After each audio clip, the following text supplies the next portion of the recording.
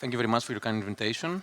I'm very happy to participate again in this event. I think it's very important to bring policymakers and experts from the academic community, clinical professionals, and industry representatives in the same room for important aspects of healthcare, and in particular oncology treatments. My colleagues have prepared a very nice, well-structured and perfect speech, but I think it might be more structured and user-friendly to just stay here and say a few things out of our recent experiences and lessons learned from what we have been working on at the Ministry over the last few months.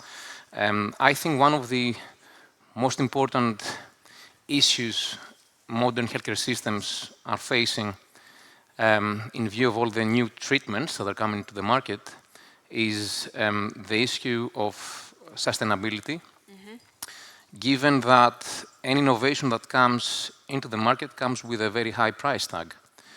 We are very fortunate to be receivers of new innovations, both incremental innovations in some instances, but also in some other instances of breakthrough treatments that might completely cure and change the lives of patients. But the issue is that we have a very well-defined budget, and we have to reallocate the budget to provide care to different types of patients that have completely different types of needs. And so healthcare systems are facing a technical challenge, which is how to allocate the resources in order to make the most for their patients, the most for the healthcare systems, the most for society. And this is a very tricky question, given the technical challenges that the healthcare systems are facing in order to make this comparison. Comparison in terms of the health outcomes and health benefits that different services, different treatments, different drugs, different medicines are offering to different patient populations. And so I think one of the most important reforms we are currently working on in Greece and at the Ministry is the reform that is being provided with the support of the European Commission, with the support of DG Reform, and with the contribution of WHO, which relates to reorganizing and modernizing our national health technology assessment framework. We do have an HTA process in the country. Actually, we have more than one process. We have multiple processes. And we do need to actually strengthen the framework in alignment with the new regulation, the new EU regulation on HTA. And this is what we are currently working on.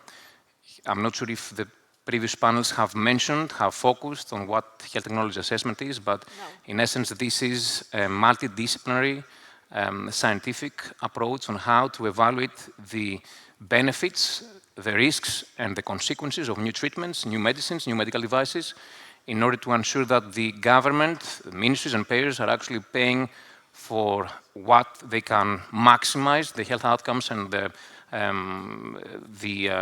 societal health-related quality of life and health outcomes.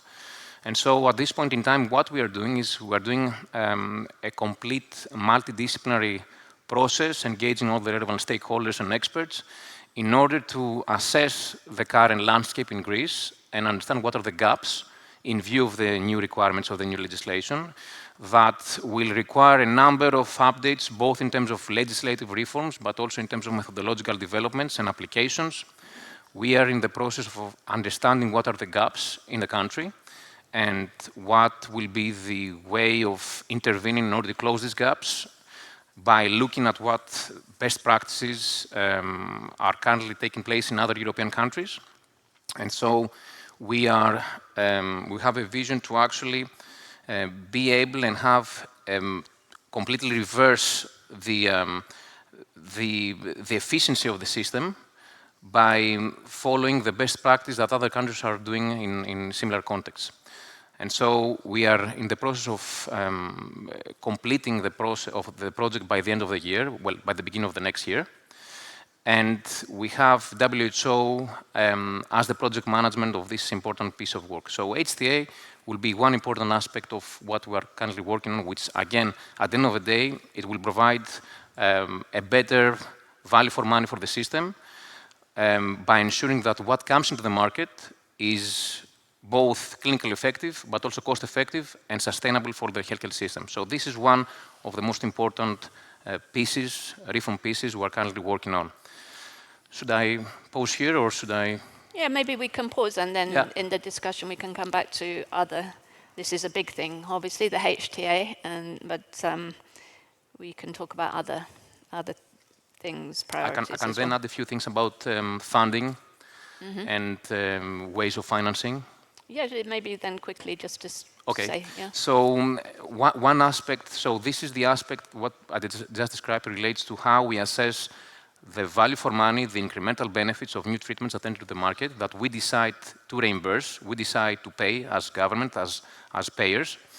At the same time, of course, something might be very cost-effective, clinically effective, and cost-effective, and have high levels of efficiency, but at the same time, we might have issues finding the resources, finding the amount of money to pay for this, for access to these interventions.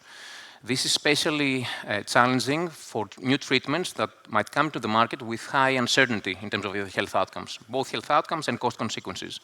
And one of the tools we are actually now studying, we are designing for implementation by the end of this year, hopefully, relates to the use of an innovation fund as a conditional reimbursement tool in order to ensure that what receives an initial reimbursement status through continuous data collection, we lower the uncertainty in relation to its health outcomes, and we make sure that it actually provides good value for money. So this will be, in essence, a new fund with new additional funding from other sources that at the same time will act as an advanced tool through data collection, through continuous data collection, in relation to the health outcomes of these treatments, to ensure that these treatments are actually good value for money. And so this would be another additional tool that works on a complementary basis